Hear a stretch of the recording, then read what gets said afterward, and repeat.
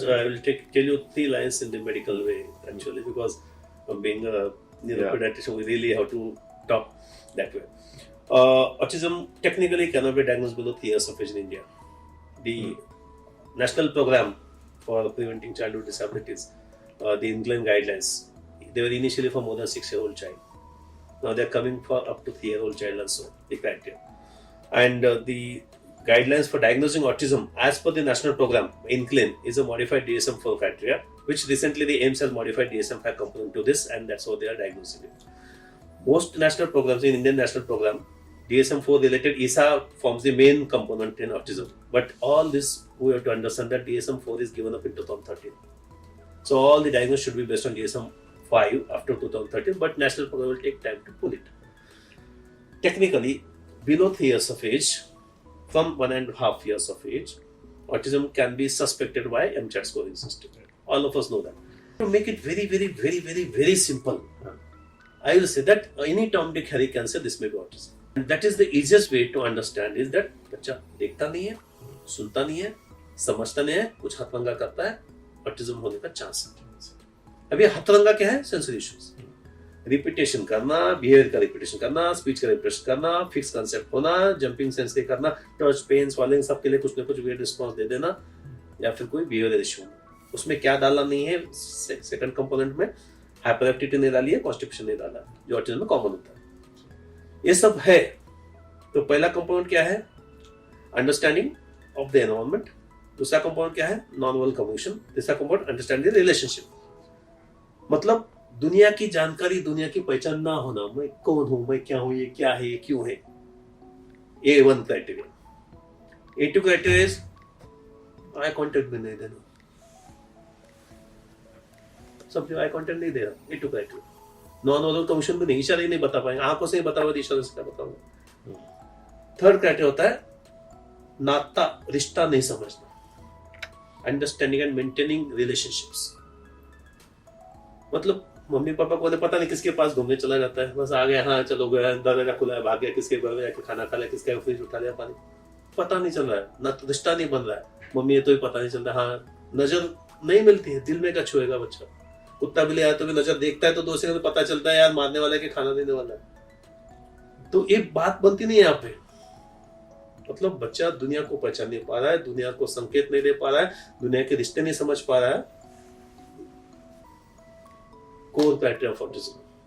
उसका जो पहले हमने बताया, repeated sensory behaviour restricted things, hyper all this things are B criteria.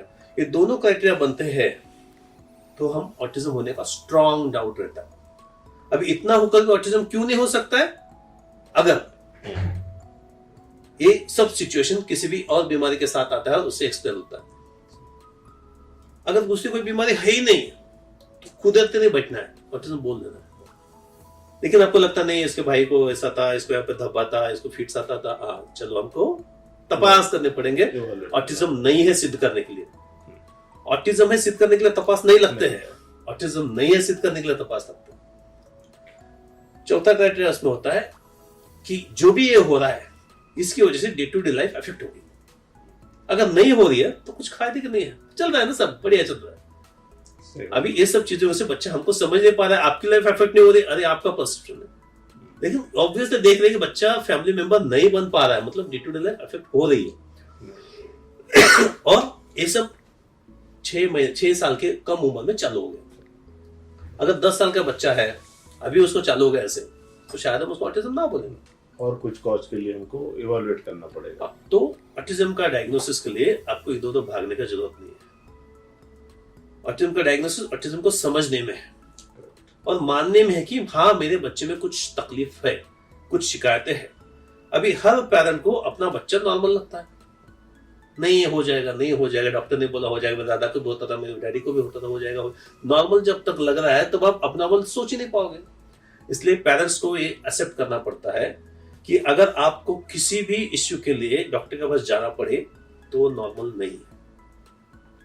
Normal होता तो आपको डॉक्टर के पास जाने की जरूरत ही नहीं पड़ती थी। नॉर्मल होगा तो आपको टीचर रिफर करते ही नहीं थे, नॉर्मल होगा तो आपके थेरेपिस्ट भी नहीं रिफर करते थे। बच्चे को जाना पड़ा है किसी डॉक्टर के पास क्योंकि नॉर्मल नहीं। तो आपको पहले प्रॉब्लम एक्सेप्ट करनी है, तभी आप सॉल्यूशन एक्सेप्ट करो। तो नॉर्मल है या नहीं है ये समझने के लिए पेरेंट्स को बताना पड़ता है कि बाबा कोई भी इस उम्र का बच्चा या इससे 1 साल कम उम्र का बच्चा देखिए, कंपेयर करो। अगर 2 साल कम उम्र का बच्चा भी इससे स्मार्ट लगता है तो पक्का ऑटिज्म। खर्चा करने की जरूरत नहीं है, ये करो, सीपीके करो, अमोनिया करो, ये करो। जरूरत टेस्ट की है, रिसर्च के लिए टेस्ट की है, अगला बच्चा प्लान करने के लिए, लेकिन टेस्ट की जरूरत नहीं है इस बच्चे में एफर्ट्स लेने की जरूरत। ऑटिज्म का डायग्नोसिस बनता है प्रश्नोत्तर से, क्वेश्चन आंसर से। तो जब आप जिस तरह के क्वेश्चन के आंसर लगेंगे, आपको बोलते आप बोले हाँ मेरे बच्चे को बोलना आता है, तो फिर मेरे पास आने की जरूरत ही नहीं।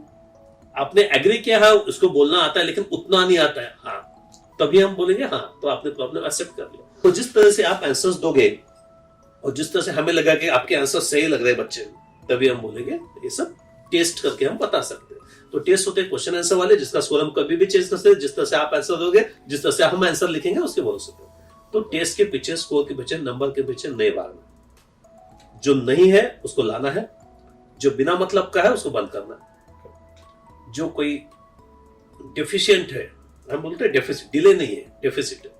डिले होता तो आप तक हमारे तक पहुंच नहीं जाते थे। डेफिशिएंट, तो डेफिशिएंट है, इसलिए हमें कुछ ना कुछ करना है, वो भी अभी करना है, क्योंकि जो गाड़ी पहले ही 2 स्टेशन लेट है वो आगे जाके बाकी लोगों के साथ डेस्टिनेशन नहीं पहुंचेगी, क्योंकि लेट ट्रेन को हमेशा लेट रखा जाता है। तो ऑटिज्म क्या है, कैसे है, बहुत आसान बात है, इसके लिए डॉक्टर की जरूरत नहीं पड़नी। आपको डॉक्टर की जरूरत किस लिए पड़नी चाहिए? आपको कन्विंस करने के लिए भैया ये सब मामूली नहीं है, इसमें ढील देने से ढील पड़ेगी, और इसमें आप कुछ करोगे तभी बात बनेगी, नहीं तो फिर बच्चा स्कूल में भी ले आने जाएगा।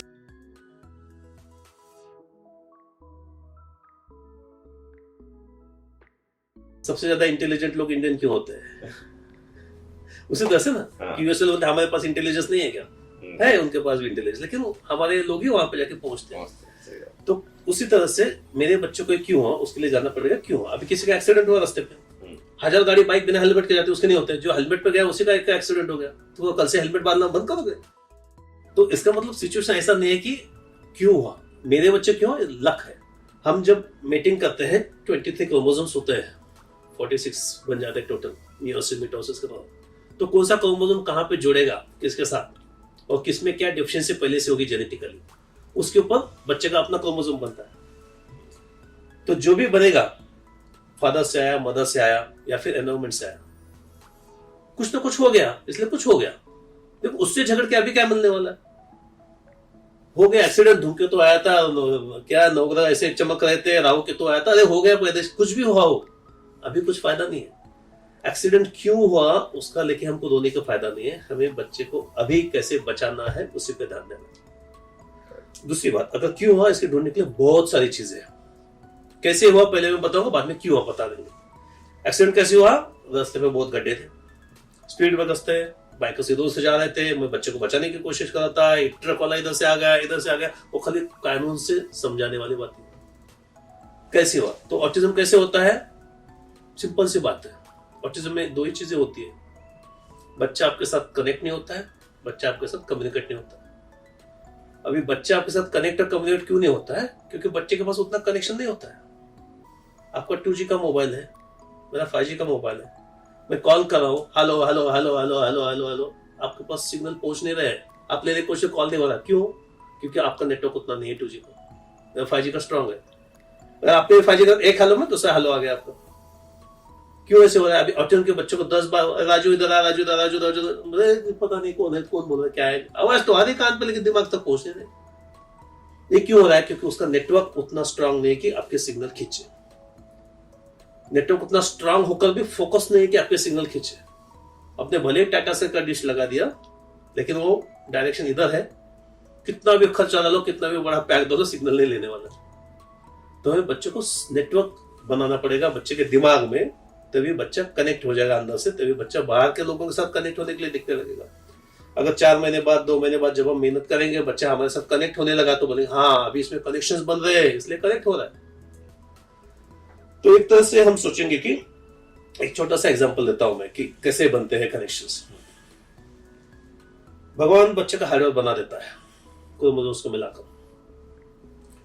हार्डवेयर मतलब समझे कंप्यूटर बना रहे, असेंबल्ड कंप्यूटर का जैसे मदरबोर्ड लाया, सीडी ड्राइव लाया, यूएसबी ड्राइव लाया, ये लाया फलाना, ये मेमोरी कार्ड लगा दिया, सीपीयू का कुछ अलग लाया, प्रोसेसर लगा दिया और लगा दिया, बच्चा पैदा हो गया। नया तुमने नया कंप्यूटर ऑर्डर किया, लैपटॉप ऑर्डर किया, बस विंडोज एंटी चल रही है। ऑफिस नहीं डाला किसी ने, ऑफिस डालेंगे तो ऑफिस रन होगा। एंटीवायरस नहीं डाला है, डालो तो म्यूजिक प्लेयर नहीं डाला है, डालो तो ना। मतलब आपके सिस्टम को इनपुट दिया ही नहीं है, इसलिए वो इनपुट चल नहीं रही। इसलिए सब थेरेपिस्ट इनपुट पे बिजनेस करते हैं, ये दो ये दो ये इनपुट दे रहे इनपुट दे रहे इनपुट दे रहे। बट बात वहां पे है ही नहीं। यहाँ पे खाली इनपुट का प्रॉब्लम नहीं है। आपने पेंटियम 2 खरीदा है, आपको खरीदना था इंटेल 7, तो पेंटियम 2 को आप 128 GB पेन ड्राइव में लगा देगा तो खाली 125 MB पैचअप करेगा। इंटेल 7 को लगाओगे तो पूरा का पूरा 125 MB रीड करेगा। तो क्या होता है, अगर हम पेंटियम को हम 125 GB का पेन ड्राइव लगा देंगे तो ओवरलोड हो जाता है। इसे बोलते हैं सेंसरी ओवरलोड। सेंसरी ओवरलोड से सिस्टम जाम हो जाती है, तो वर्ड फाइल पे नहीं खुलते ना टेक्स्ट फाइल में खुलेगी। 3 घंटे बैठे माउस गोल गोल गोल घूम रहा है, बच्चा वैसे गोल गोल गोल घूम रहा है, आगे नहीं जा रही बच्चे की गाड़ी। अभी ये सब बच्चे की ब्रेन की सीपीयू की स्पीड बढ़ने के लिए भगवान ने कुछ एल्गोरिदम बनाया है। तो जिस तरह से बच्चा बाहर आता है, जैसे जैसे इनपुट लेता है, कान नाक कान नाक कान नाक नाक कान आंख, जो भी ज्ञानेंद्रिय हम बोलते हैं, ज्ञान लेने के लिए होते हैं। ज्ञानेंद्रिय यूज करे, ज्ञानेंद्रियों से ज्ञान बनता है। जैसे बच्चा ज्ञान लेने लगता है कि दिमाग में कनेक्शन बनने लगते हैं। लाइट देखा, हाँ लाइट होता है, कुछ यहाँ पे कनेक्शन है। जैसे हम अंधेरी रात में चल रहे हैं, रास्ता नहीं मिल रहा है, कैसे एक लाइट दिखा, हम उसी की तरफ चले जाते हैं। बाद में पता चला टाइगर की आंख है, तो वापस भाग के आ जाएंगे। लेकिन हम उसी तरफ जाते हैं जहां पे सिग्नल मिलता है। जहां पे सिग्नल नहीं मिलता है हम उसकी तरफ नहीं जाते। ये normal development of neurological system. जो बिजनेस देता है वही बिजनेस हम ग्रो करेंगे, जो बिजनेस नहीं दे रहा है वो बिजनेस नहीं ग्रो करेगा। उसी तरह से किसी भी बिजनेस की ख्याति तभी है जब बिजनेस वेल कनेक्टेड है। अगर आपकी कंपनी के कनेक्शन से नहीं है तो आपका बिजनेस चलने वाला नहीं है। तो ब्रेन का बिजनेस बनाना है तो ब्रेन के कनेक्शन बनने चाहिए, तभी ब्रेन का बिजनेस ग्रो होगा, तभी ब्रेन के फंक्शंस ग्रो होंगे, तभी ब्रेन की cognitive power, understanding, effective executive functioning सब ग्रो होने लगेगी। तो अगर ब्रेन की बिजनेस बढ़ाने के लिए हमें ब्रेन के कनेक्शंस बढ़ाने पड़ेंगे। खाली इनपुट देके बात नहीं पड़ेगी, मतलब खाली बड़ा पेन ड्राइव लगा के पूरा नहीं चलने वाला है। अभी हमें सीपीयू का स्पीड भी बदलना पड़ेगा। तो नॉर्मल बच्चों में जन्म के बाद सीपीयू की स्पीड बदलने के लिए हर सेकंड में 1000 कनेक्शन बनाने का एल्गोरिथम होता है। पहले 1000 दिन के लिए, मुझे तो लगता है पहले 20 साल तक भी होता होगा, हमको पता नहीं है, खाली स्पीड कम होती जाती है बात। सही। तो ये जो भी एल्गोरिथम है किसी न किसी कारण से इंसल्ट हो जाता है उसका। वो इंसल्ट बच्चा गर्भ में हुआ तभी हुआ हो, उसके बाद कभी भी हो, कोई धूमकेतु तो गया हो, हमें कुछ लेना है, बाइक पे एक्सीडेंट हो गया हो, बच्चा जन्म के बाद रोया नहीं, कुछ भी कारण हो, बड़ा जितना कारण बच्चा बनेगा सेरेब्रल पाल्सी, छोटा जितना कारण बच्चा बनेगा autism. Minor sensory deficit autism, major motor deficit cerebral palsy. So जब आउटपुट वाली सिस्टम इफेक्ट होती है, डिस्प्ले नहीं चल रहा है आपका, तो बोलेंगे सेरेब्रल पाल्सी। इनपुट नहीं मिल रहा है, कीबोर्ड खराब हो गया, ऑटिज्म। कीबोर्ड खराब होगा तो कंप्यूटर नाचने लगेगा, तुम्हारा डिस्प्ले नाचने लगेगा, कुछ आएगा नहीं वहां पे। तो उसी तरह से आउटपुट जब नहीं आता है तो एक तो आउटपुट फेलियर होती है, या इनपुट फेलियर होती है, या प्रोसेसिंग फेलियर होती है। वो स्टेट न्यूरोलॉजी का एक है, जो डालोगे वो बनेगा, जो बनेगा वो दिखेगा। तो अगर यहाँ पे आउटपुट का ही प्रॉब्लम है खाली, तो हम बोलते हैं cerebral palsy, aphasia, apraxia, cerebral palsy, motor deficit, production deficit. मतलब सब कुछ है भगवान का दिया, लेकिन कंपनी नहीं चल रही। कंपनी में डालने के लिए पैसा नहीं है तो इनपुट डेफिसिट, पैसा भी है, फैक्ट्री भी है, काम करने वाले लोग कंगाल है तो सीपीयू डेफिसिट। जो सीपीयू डेफिसिट है प्राइमरली ऑटिज्म में बनती है, तो प्रोसेसिंग पावर अफेक्ट हो गई है। तो जो भी बनाने के लिए हमें हर सेकंड जो कनेक्शन बनने होते हैं, जब वो कनेक्शन बनते जाते हैं तो 3 साल में कितने सारे ट्रिलियन कनेक्शन बनते हैं। तो इतने सब कनेक्शन बनना अगर बंद हो जाता है तो बच्चे की वहां से आगे की कनेक्शन बनने की फैक्ट्री बंद हो गई। मतलब बच्चा वहां तक जो कनेक्शन बने हैं उनके भरोसे जितने साल डेवलपमेंट होगा उतना होगा। इसलिए पहला क्वेश्चन आपने बोला था कि 18 महीने के बाद बच्चे का स्पीच चला गया, मतलब जन्म के पहले जो डेवलपमेंट हुई थी या जन्म तक जो डेवलपमेंट हुई थी वहां पे जो भी इंसल्ट हुआ होगा, तब तक जितने कनेक्शन बने थे उनके भरोसे आपकी ट्रैफिक चली ब्रेन की, लर्निंग वाली ट्रैफिक। सिग्नल मिले, हमने समझा, सिग्नल हमने समझा, बोला तो नॉन लिविंग ऑब्जेक्ट की अवेयरनेस की लर्निंग हो गई। फर्स्ट ईयर ऑफ लाइफ खत्म हो गया, फर्स्ट ईयर ऑफ लाइफ पे सब आ गया। सेकेंड ईयर ऑफ लाइफ का चालू हो गया था, थोड़ा सा मम्मी पापा बोल रहा था, लेकिन बाद में सब चला गया। क्योंकि बाद में जब भी हमको real time dynamic living being की लर्निंग लेनी होती है, लोगों को समझना होता है, लोगों की भाषा, लोगों का व्यवहार समझना होता है, जो बहुत मुश्किल होता है, उसका उन जो बच्चे कुछ कनेक्शन के ऊपर लोड गिर गया तो कनेक्शन टूट गए। इसको मेडिकल लैंग्वेज बोलते हैं सिनेप्टिक प्रूनिंग। तो न्यूरोलॉजिकल प्रूनिंग अगर हो गई तो कनेक्शन टूट गए, तो आपको लगा रिग्रेशन होने लगा अभी, तो आपको लगा अरे हाँ वर्बली रिग्रेस्ड। अभी ये सब सिंपल प्रिंसिपल है, रास्ते टूट गए अपने, जो जितने थे ओवरलोड आ गया, क्योंकि मेजर रोड तो बना नहीं था। तो मेरे बच्चे को ये क्यों हुआ, कैसे हुआ, और 18 महीने के बाद ही कैसे हुआ? इनका आंसर ये है कि कनेक्शन बने नहीं है, प्रॉपरली बने नहीं है, जो बने थे वो भी टूट गए हैं। अभी डॉक्टर का काम क्या है, वहां पे बनाओ कनेक्शन। बनाने के लिए लगता है अभी हमको ट्रैफिक जाम हो रहा है कहीं पे, तो जब ट्रैफिक जाम क्यों होता है, क्योंकि रास्ते बराबर बने नहीं है, या रास्ते बन रहे हैं, ट्रैफिक जाम हो रहा है, थेरेपिस्ट भी काम कर रहे हैं, लेकिन इतना सेंस इनपुट हो रहा है कि बस बाकी ट्रैफिक वहां पे डाइवर्ट हो गया। ये सब क्यों हो रहा है? क्योंकि डाटा ट्रांसमिशन नहीं हो रहा है। डाटा ट्रांसमिशन क्यों नहीं हो रहा है? क्योंकि इनपुट तो हम दे रहे हैं लेकिन प्रोसेस नहीं हो रहा है, क्योंकि उतने कनेक्शन नहीं बने। जब हम उतने ब्रिज बनाएंगे बराबर के, तो सब डाटा स्मूथली चलने लगेगा। डाटा जाएगा तो डाटा कॉग्निशन के लिए मिलेगा, तभी अंडरस्टैंडिंग बनेगी, तभी प्रोसेस बनेगी। तो ब्रेन की जो डाटा जा रही है ब्रेन को, हमें उसको स्ट्रीमलाइन करने के लिए इनपुट को मॉडिफाई करना है, प्रोसेसिंग को मॉडिफाई करना है, दिमाग में बहुत सारे ब्रिजेस बनाने हैं ताकि वो कनेक्शंस बन जाए। अभी ब्रिजेस बनाना मतलब सिनेप्टोजेनेसिस,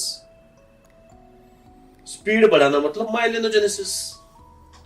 तो 99% ऑफ द थेरेपिस्ट जो बोलते हैं कि हमारी थेरेपी की टेक्निक बच्चे के दिमाग में कनेक्शंस बनाती है, स्पीड बढ़ाती है, इसका मतलब वो लोग बोल रहे हैं कि हम रोज गाड़ी को पॉलिश करते हैं, गाड़ी की स्पीड बढ़ेगी। बात तो ऐसे नहीं बढ़ेगी। जो प्रॉब्लम दिमाग के अंदर से सबको पता है, बाहर से कितना भी साबुन लगाओ धोए के नहीं निकलने वाला, तो हमें अंदर से कुछ करना पड़ेगा। तो बच्चे को सिनेप्टोजेनेसिस से माइलोजेनेसिस के लिए कुछ हमें करना पड़ेगा। तो अगर ऐसा कोई मॉलिक्यूल होगा कि जो हाँ सिनेप्स बढ़ाता है, कनेक्शन बढ़ाता है, माइलिन बढ़ाया, इसलिए तो शायद ओमेगा काम करती है, लेकिन साइंस मानने को तैयार नहीं इसको। क्यों मानने को तैयार नहीं है? क्योंकि साइंस ने एविडेंस नहीं दिया। लेकिन जिनको सिग्नल मिले हैं उन्होंने चालू रख दिया। इस वजह हमको प्रमोट करना ऐसा नहीं। तो अगर तुमको अगर एविडेंस है कि रोज सोने के लिए फायदा होता है, तुम सोने के लिए दो ऑटिज्म में ओमेगा, हमको क्या फर्क पड़ता है? हम दे रहे हैं कनेक्शन के लिए, आपको सोने के लिए फायदा, सोने के लिए दे दो। बट एविडेंस इतना है कि हेडेक के लिए दे रहा हूं ऑटिज्म, हेडेक के लिए ओमेगा देनी है, पॉम्पेड एविडेंस है, तो ठीक है हेडेक के लिए दे दो। हमें बच्चे में सुधार चाहिए, तुम कुछ भी बहाना बनाओ, कुछ बहाना ना बनाओ। अभी ऑटिज्म इंडस्ट्री इतनी बड़ी है कि everybody wants to make a business out of it, तो इनको लगता है ओमेगा वाले बिजनेस बना रहे। तो एक्चुअली सिचुएशन क्या है कि तुम एक्वाथेरेपी वाले भी बिजनेस बना रहे हो, ऑक्सीजन थेरेपी, लेकिन वो जो काम नहीं करना है उनका बिजनेस खाली लूटने का बिजनेस है। यहाँ पे जो काम दिखता है खाली तुमको झगड़ना है कि बच्चे में नींद के लिए देना है कि ऑटिज्म के लिए देना है, ठीक है। साइंस एक ऐसी चीज है कभी भी प्रूव और डिस्प्रूव की जा सकती है। कि हमारा ध्येय क्या है? कनेक्शन बनाना। तुम किस तरह से बनाओ पता नहीं, लेकिन अगर तुम 3 महीने में कनेक्शन नहीं दिखाते हो तो हम अगले दूसरे भगवान को जाकर नौसा करेंगे। तो डॉक्टर और थेरेपिस्ट क्यों नहीं बदले हम 3 महीने में? अगर जिसने रिजल्ट ही नहीं देना तो बिल्कुल बदलना जरूरी है। जब हम भगवान बदलते हैं, कल आज दरगाह में गए, गुरुद्वारा में जाएंगे, तो इतना सब करते हो तो फिर आपको यहाँ पे भी सोचना पड़ेगा कि अगर आपका बंदा ठीक तरह से आपको अटेंड नहीं कर रहा है, कुछ डेवलपमेंट नहीं दे रहा, तो समझ लो हम गाड़ी कहीं पे अटकी है। 3 स्टेशन पे 3 घंटे से गाड़ी एक स्टेशन पे, तो हम दूसरा बस करके जाते हैं, कार करके जाते हैं। तो we have to be smart enough to understand the alternative solution available which is better than what you are probably going through. अगर तुम जिस रास्ते से जा रहे हो, आपने बोला कि सर कितने साल थेरेपी करेंगे, उसका भी आंसर है। अगर तुम जिस रास्ते से जा रहे हो वहां पे जाने वाला हर एक बंदा आपके साथ में है, लेकिन सबको पूछा आपने कहां जा रहे हो, कहीं तो जा रहे हो, कब पहुंचोगे पता नहीं, कब रुकोगे पता नहीं, तो आप गलत रास्ते में। If you are following a way and if you do not know where you are going and if you do not know how long and how far is the probable destiny, you might have to change the road to understand your destiny. तो पहले destiny क्या है वो समझना पड़ेगा, तभी तुम destiny का रास्ता बनाओगे। इसलिए हमारा गोल डायरेक्टेड कॉग्निटिव अप्रोच जो मैं एडवोकेट करता हूँ, इसका मेन प्रिंसिपल है कि change the goals, you will see the change. अगर तुमने गोल रखा ऑटिज्म से रिकवरी, कभी नहीं हो पाएगी। लेकिन अगर तुमने गोल रखा कि आई कॉन्टैक्ट अचीव करना है, करा देंगे। अगर तुम बोल रहे हाइपर एक्टिव कंट्रोल, करा लेंगे। बिहेवियर कंट्रोल करा देंगे। नेम कॉलिंग करा देंगे।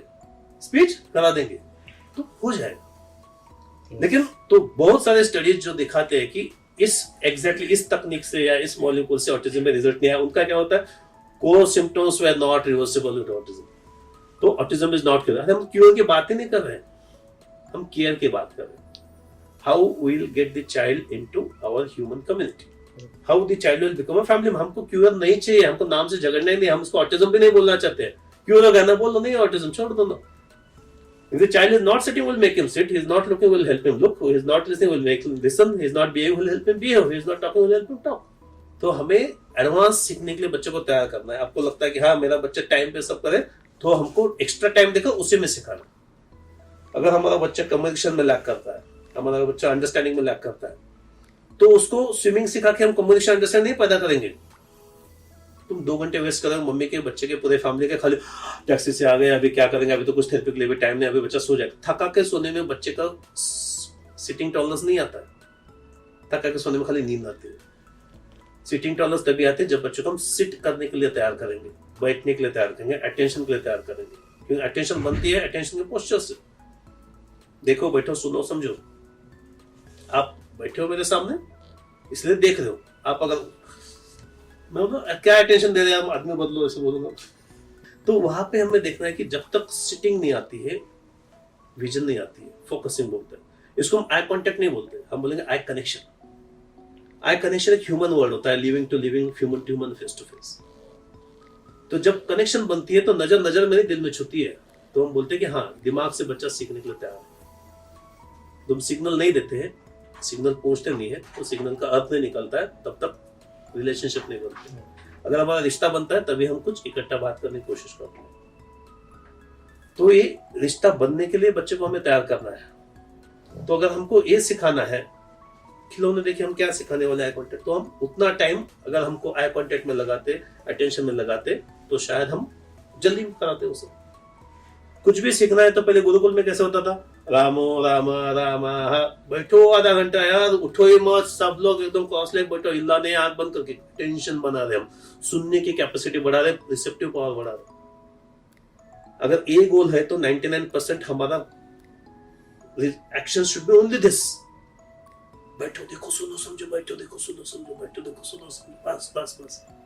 अगर इसके बगैर हम चलो उछलो कूदो, उछलो कूदो, उछलो कूदो, ये करो करो करो, बस हम डाइवर्ट हो रहे। क्यों, ऐसे क्यों हो रहा है? क्योंकि paediatricians, neurologists, neuro developmental paediatricians are not supervising the therapies towards the right goals which are required for the right need of time.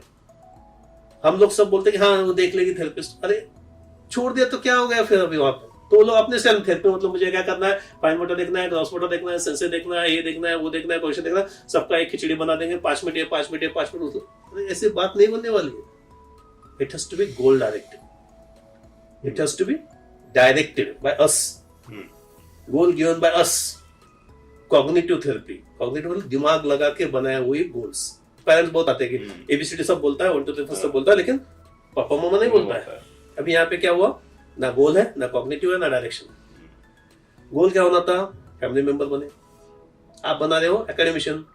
जो बच्चा नॉर्मल बाप से बात नहीं कर सकता, स्कूल में जाके क्या तीर मारेगा। तो हमें पहले ह्यूमन बनाना है उसको।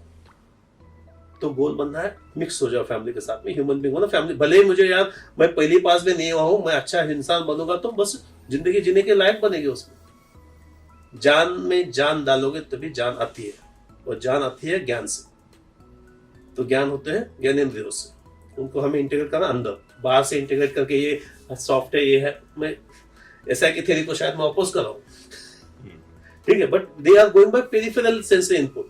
आई am going for developing the inner sense of cognition.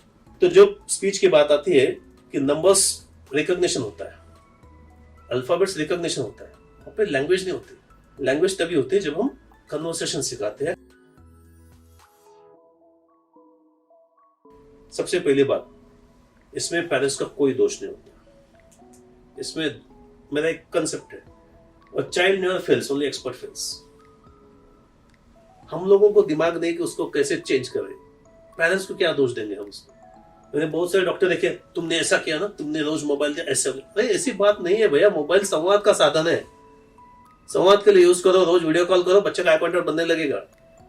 लेकिन संवाद के बजाय हमने एंटरटेनमेंट के लिए दे दिया। उसमें दोष पेरेंट्स का नहीं है, क्योंकि उनको पता ही नहीं है। दोष हमारा कि हमने बताया नहीं है उनको कि भैया बच्चे की आंखों में देखना सबसे ज्यादा जरूरी है। पहले 2 साल तक आंखों में देखो, सुनो, रिश्ता बनाओ, रिश्ता बनाओ, रिश्ता बनाओ। फीलिंग होनी चाहिए कि मैं पापा हूं, आंखों में देखा तो इधर छूना चाहिए कि मैं पापा हूं। रिश्ता बनना ह्यूमन बीइंग की सबसे बड़ी अहमियत है। सोशलाइजेशन, सोशल लाइफ, उसके बजाय हम ये कर रहे हैं। मतलब पेरेंट्स की गलती क्या है यहाँ पे, हम पेरेंट्स को पता ही नहीं है कि करना है। उनको लगता है मैं भी रोज मोबाइल देखता हूँ, बच्चे ने 2 4 यूट्यूब देख लिया, वीडियो मगअप कर लेते, क्या फर्क पड़ता है। बच्चे का सर्वांगीण विकास, सर्वांगीण सेंसिटिव डेवलपमेंट होने के लिए जरूरी होता है बच्चे का सुनना भी। अगर सुनने के बजाय हम देखने वाली चीजें देते बैठेंगे तो सुनना बंद हो जाएगा। डिसयूज एट्रोफी, जो यूज में नहीं है वो लूज है, लूज है वो शॉर्ट सर्किट है। तो यूज में लाना पड़ेगा कानों को, तभी सबसे ज्यादा अटेंशन बनती है। सबसे ज्यादा लर्निंग होती है सुनने से, जानकारी जान मिलती है सबसे कान से। जितना हम सुनेंगे भाषा भाषा भाषा भाषा, उतना भाषा बनेगी, तभी भाषा निकलेगी। दिखने वाली चीजों से उतनी जानकारी नहीं मिलती, वो लिमिटेड होती है। जो विजुअल है, it can be fake, it can not give you beauty of the language. तो अगर सुन के सिखाना है, उसके बदले हम देख के सिखा रहे हैं। इसमें भी पेरेंट्स की गलती नहीं, क्योंकि हमने बताया नहीं किसी वैक्सीनेशन विजिट के लिए कि भैया बच्चे से बातें करते रहो, कहानी सुनाते रहो, बोलो लो लो, कुछ तो करो। ये नहीं कर रहे तो हम देखने वाली टॉयज देके बिजी रख रहे हैं। दूसरी बात, पेरेंट्स टाइम नहीं दे रहे इसलिए भी नहीं होता है। टाइम देंगे तो सुधार आता है, मोबाइल नहीं देंगे तो सुधार आता है। मोबाइल से ऑटिज्म नहीं होता है, मोबाइल देने से ऑटिज्म रिकवर नहीं होता है। तो क्योंकि हमें सुनने वाली चीजें देनी है, सोचने वाली देनी है, इसलिए हम वस्तु वाली चीजें देंगे तो बाहर नहीं आएगा, इसके लिए हमें नहीं देना। तो उसी तरह से पेरेंट्स को भी ब्लेम किया जाता है कि तुम्हारे ऐसे थे, तुम्हारी माँ का घर पे ऐसा था, उनका ये हुआ था, उनका ये जेनेटिक हो सकता है, पर इसका मतलब किसी को गिल्टी फील करना जरूरी नहीं, किसी को जॉब छोड़ना भी जरूरी नहीं है।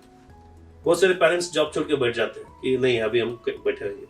लेकिन आप सोचो, आप 10,000 की भी नौकरी कर रहे हो, करो, उसमें से 8,000 में 4 लोग घर पे काम के लाओ, 1-1 घंटा के बच्चे का खाली बस कहानी सुना के जाएंगे। Every human being who comes in a child's life even for 30 minutes, may be वो थेरेपिस्ट हो, डॉक्टर हो या कोई सर्वेंट हो, they are adding social life to the child. So मेरे लिए even the therapist working, they are adding a social life, social communication. तो जितनी डाइवर्स सोशल कम्युनिकेशन दोगे उतना बच्चा सीखने के लिए तैयार बनेगा। आप जॉब छोड़ दिए, घर पे बैठे 24 घंटा, बेटा मम्मी बोलो, बच्चा बोर हो जाएगा, रोज मम्मी का चेहरा देखो, उसके बाद लाइफ में परसिस्टेंट फिक्स्ड डिफेक्ट्स आ जाएंगे उसमें। तो हमेशा diverse learning through divert mechanism, different people, तभी वो लर्निंग स्ट्रांग बनेगी। तो हमें ध्यान में रखना है कि पेरेंट्स की quality of life can never be less than the बच्चे का quality of life. Ultimately we are struggling for everyone survival, everyone has to be selfish here. तो अगर मुझे अच्छा क्वालिटी ऑफ लाइफ जीना है, मैं बेटर दूसरा बच्चा अडॉप्ट कर लूं जो इसके साथ खेलेगा, उसको थेरेपिस्ट समझ के थेरेपी जैसे ही एक्ट करेगा, rather than living the job and losing the quality of life. Same way हमारी क्वालिटी ऑफ लाइफ चाहिए तो बच्चे को जेल में बंद रखना नहीं है, घर पे बाहर नहीं जाना, ये सब बंद करना है।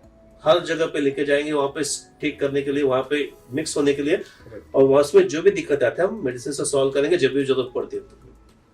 मुझे 2 रुपए का रिस्पेडोन का गोली बचाना है, इसके लिए मैं 10 साल तक बच्चे को बंदर बना के नहीं रखूंगा जो तोड़फोड़ करेगा और वायलेंट बनेगा। कितना भी हार्ड टॉक लगे पेरेंट्स को, they have to understand that risperidone जैसे ड्रग बहुत सेफ ड्रग होते हैं। When it is given by doctor, it is definitely not wrong. So जो लोग बोलते हैं अगेंस्ट, वो लोग डॉक्टर नहीं होते।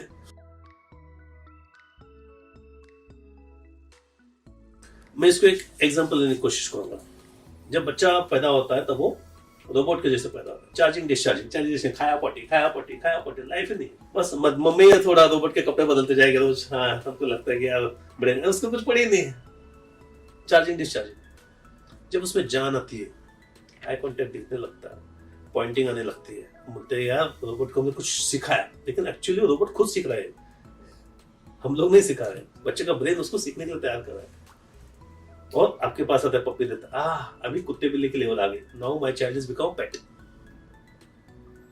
मतलब ये नॉर्मल प्रोसेस ह्यूमन डेवलपमेंट है। जब पैदा होते हो robot, first year of life दुनिया की जानकारी लेनी है, दुनिया की जानकारी आ गई, आप बन गए सेकेंड ईयर ऑफ लाइफ पेट। तीसरा ईयर ऑफ लाइफ होता है बंदर। मैं जैसे बोला पहले टेरिबल टॉडलर। पेट को लगता है कि यार मैं ही सबसे इंपॉर्टेंट हूँ, सब लोग मुझे प्यार करें, मैं सबके टाट में जाके खा सकता हूँ, सबके उसके ऊपर चढ़ सकता हूँ, सबके टाट कर सबको चाट सकता हूँ, एक दिन पढ़वाता हूँ, कल से लाइन पे आ जाता है। उसको बोलते हैं टेरिबल टॉडलर्स। तो उसको लगता है कि this is my world and this is my family, मेरे अलावा फैमिली में कोई इंपॉर्टेंट नहीं। तो pet feels like king of the family. तो पेट का लेवल होता है physical love and some level of physical ego. जब हम हाइपर हो जाते हैं, मतलब हमको सब कंट्रोल लगता है, तब हाइपर होते हैं कि मुझे लगता है मैं किंग हूं, सो सब लोग मेरी बात माननी चाहिए, तो गुस्सा भी आने लगता है। एक बार अपने फ्रेंड को देखा, नाखून मारे, 5 महीने से मेरे साथ है, मैं रोज प्यार कर रहा हूं, आज मुझे नाखून मारने की हिम्मत कैसे हुई? लेकिन ही वोंट अंडरस्टैंड कि उसने अपने उसके ईगो को हर्ट किया है कि रोज मुझे याद लेते थे गोद में, आज धक्का मार दिया, निकल दिया। तो नॉर्मल लेवल ऑफ फ्रस्ट्रेशन है। तो ये जब उतना इंसाइट नहीं आता है कि ऐसे नहीं करना है, हम खाली उछलते रहते हैं, तो पेट में सबसे इंटेलिजेंट इज बंदर। सो पेट में सबसे इंपॉर्टेंट लेवल होते बंदर की। बट बंदर की आईक्यू 4 साल के ऊपर नहीं जा सकती, तो 3 साल के बदले तो 4 साल stage of being a monkey. So when you hyper, you are maximum getting a monkey. सबसे ऊपर वाली चीज पे चढ़ेंगे, सबके ऊपर चढ़ेंगे आने के बाद, लेकिन वहां पे सोशलाइजेशन नहीं आता है। सोशलाइजेशन आने के लिए लगता है बंदर को आदमी बनना। तो 4 से 5 साल के बीच में बच्चे सोशलाइज होने लगते हैं। हाँ, ये मेरा दोस्त है, इसके साथ मैं लूडो खेलूंगा, इसके साथ मैं कैरम खेलूंगा। तो सोशलाइज अंडरस्टैंडिंग आती है, हाँ ये भी मेरा अपने है, सब अपने लिए, and we are a part of the society. तो जब बंदर का आदमी बनता है तो हम बनते हैं ह्यूमन बीइंग्स। इसको हम बोलते हैं कि जैसे पियाजेट ने स्टेजेस बनाई थी, वैसे मैंने थ्योरीज बनाई है। Stage of robot, stage of pet, stage of monkey, highest level of pet, stage of human being. और ह्यूमन बीइंग बनने के बाद ही हम सोशलाइजर कन्वर्स करते हैं। तो ये जो लेवल है, हर लेवल में हर एक का इंपॉर्टेंस होता है। तो फर्स्ट ईयर ऑफ लाइफ में हम देंगे टॉयज, बेटा घंटी बज रही है, देखो देखो देखो बेटा खिलौने हैं। सेकंड हाफ में बोलते हैं बेटा कुत्ता बिल्ली है, चलो पेट के लेवल पे आ गए। थर्ड हाफ लेवल में टॉडलर्स लगते हैं एक जगह पे, गुस्सा किया, मारा, तोड़ा फड़ा, खींच के ले आया। फोर्थ ईयर ऑफ लाइफ में लगते हैं ह्यूमन बीइंग्स। सो अगर एक ही ह्यूमन बीइंग या अलग अलग ह्यूमन बीइंग ये सब लेवल दे सकते हैं, why don't need pets? By promoting pets, you are only promoting the pets business. I am not saying they are important. I am not saying they are not important. I am just saying that they are not the thing. They are only partially helping them. But उससे अच्छा तुम खुद बैठते बच्चे के सामने, बेटा देखो ये भी कुत्ता है, ये भी बिल्ली, लेकिन मैं तुम्हारा बाप हूँ, देखो मेरी तरफ देखो, मैं भी कर सकता हूँ सब, मुझे भी प्यार कर सकते हो, कुत्ते बिल्ली से प्यार नहीं करना है, मुझसे भी जुड़ सकते हो अफेक्शन से, क्यों नहीं? भले वो पेट के बदले तुम्हारी कोई होममेड भी हो, बैठिए, अरे देखो बेटा मैं भी हूँ यहाँ पे, चलो हम लोग खेलते हैं कुछ, देखो चूहे किया, कौवा ने खाया, बिल्ली ने खाया, अरे ये सब पेट नहीं कर सकता। तो पेट की लेवल लिमिटेशन में होती है। Pet is only giving your living beings experience, it is not adding life to the child.